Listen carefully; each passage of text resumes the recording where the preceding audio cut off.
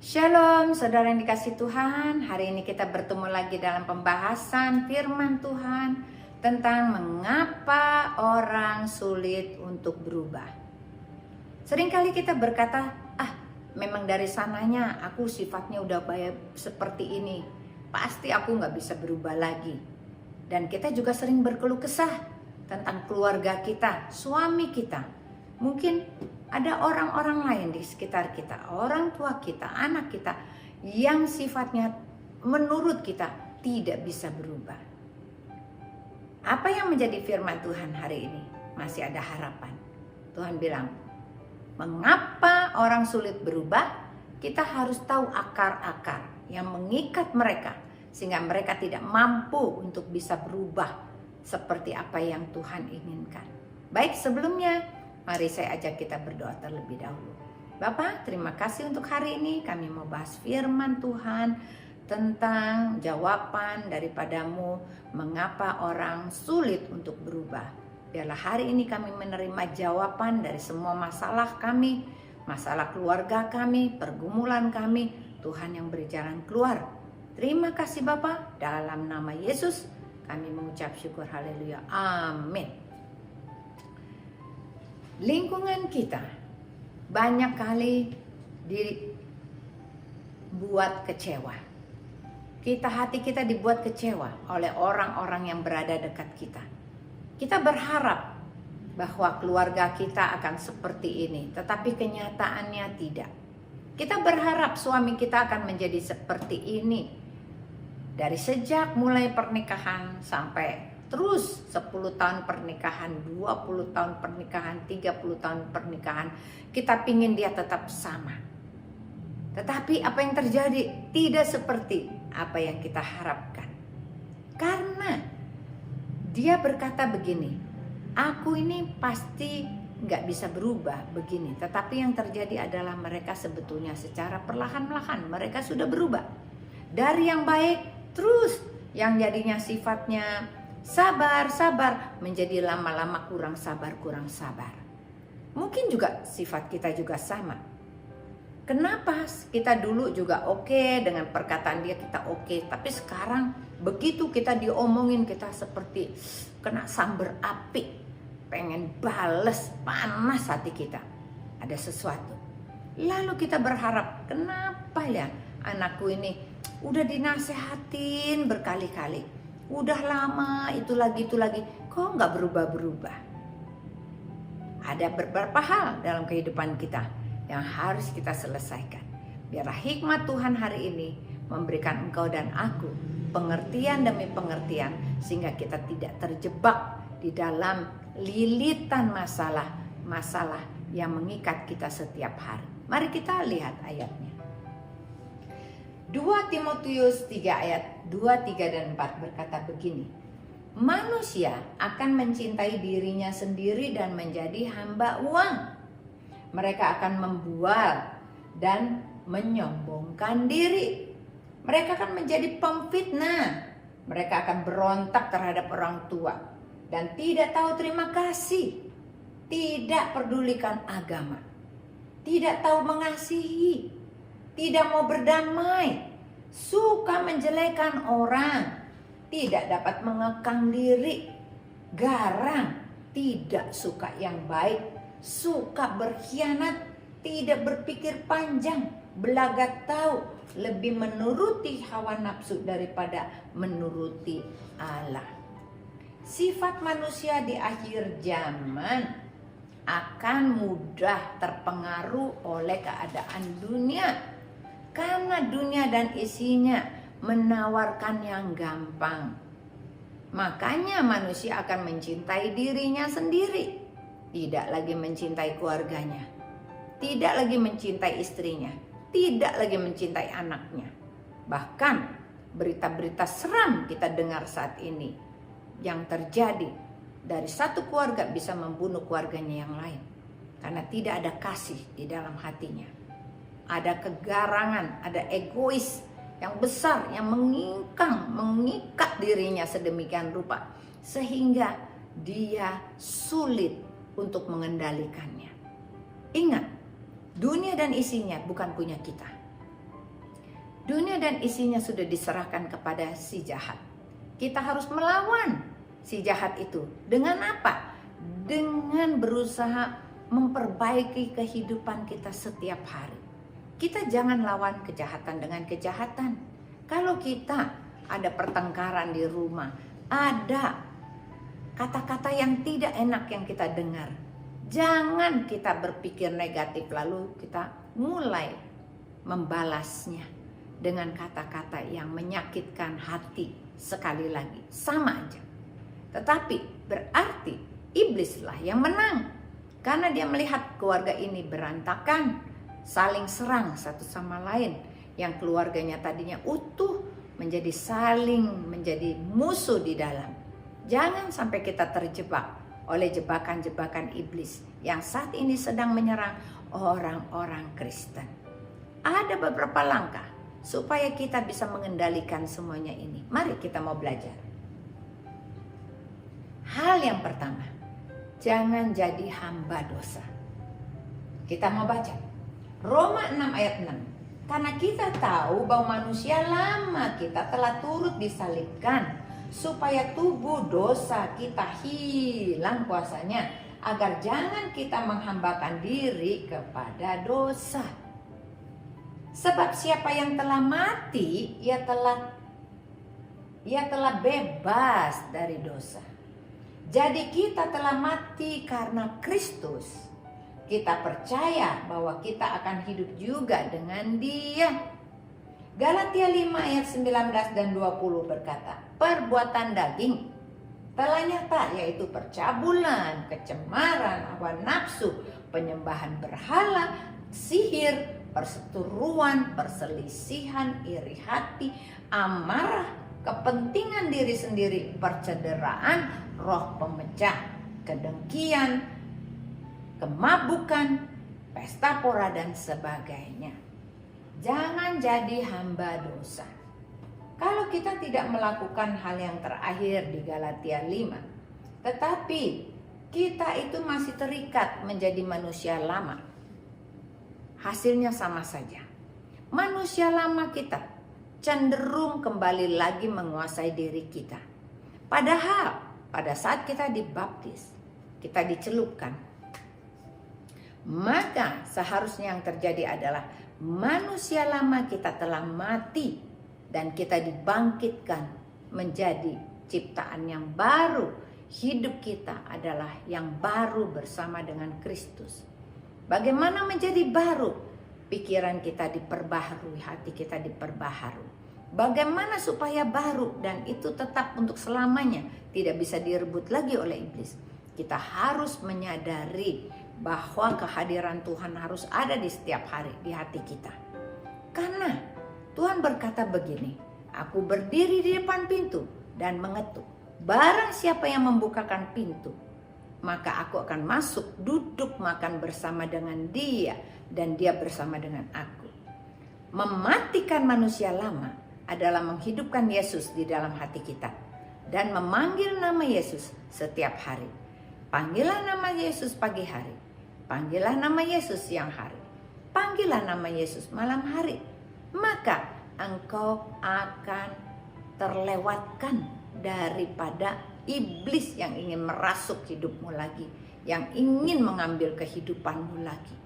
Kita harus menutup hati kita.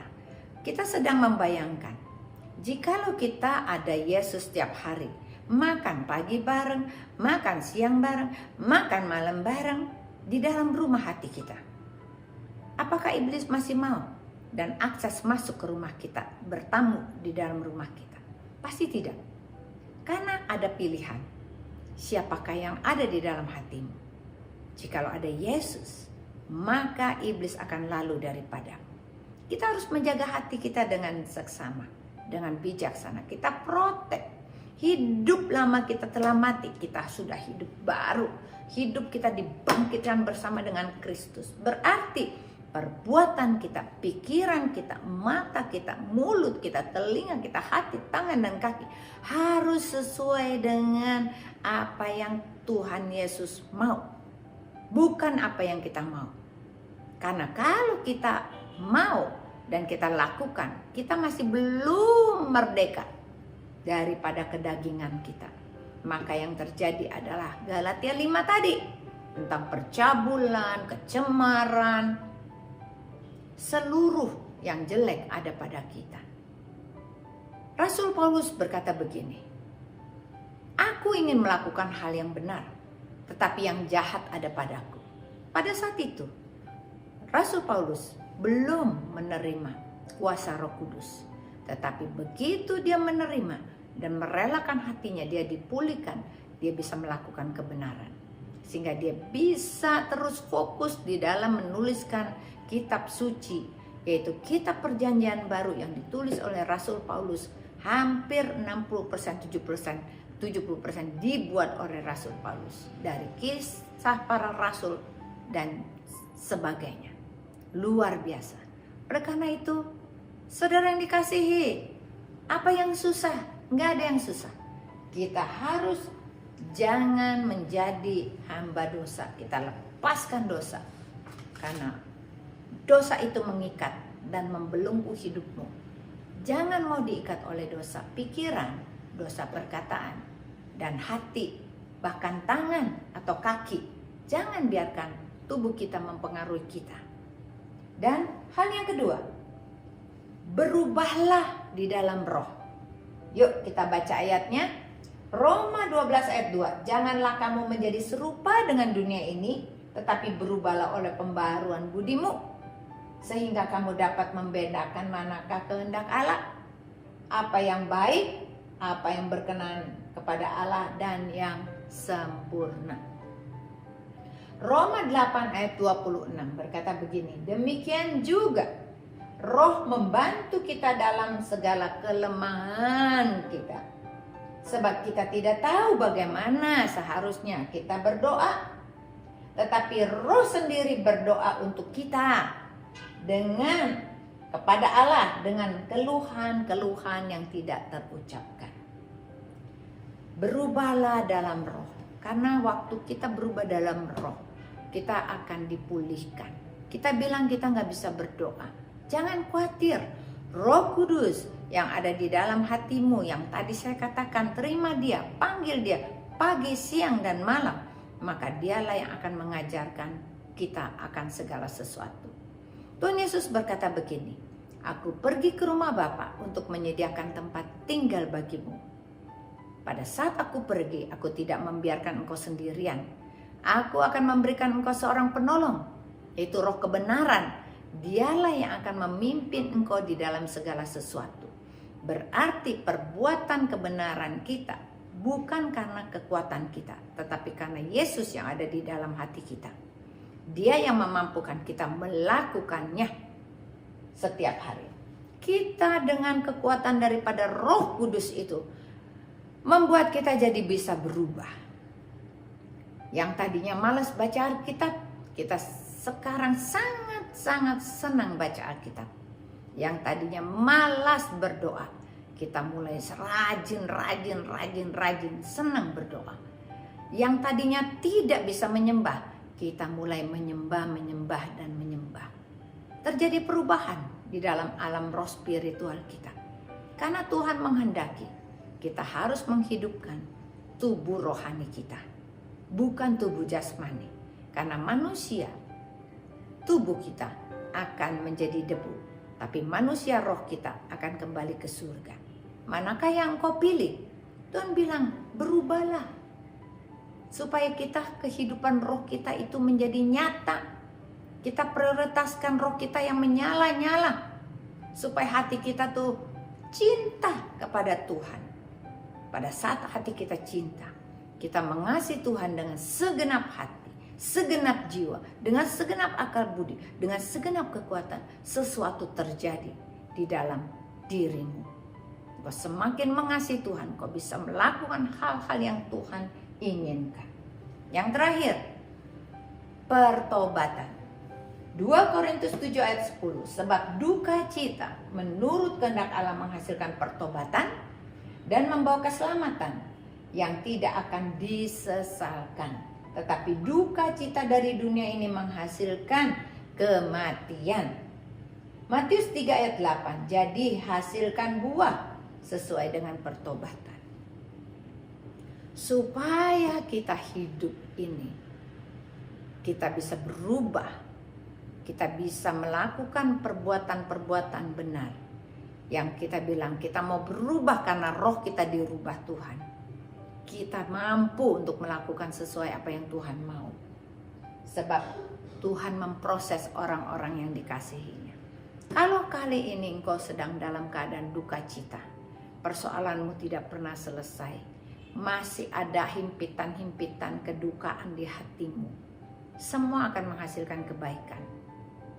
Semua adalah rencana Tuhan dalam hidupmu. Jangan pernah sesalkan. Bukan Tuhan jahat.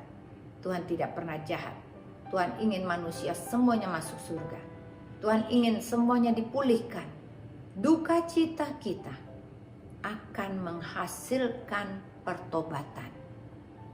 Pada saat engkau tahu engkau salah, engkau bertobat, Tuhan akan sangat-sangat senang dan akan memulihkan keadaanmu seperti Ia memulihkan Sion.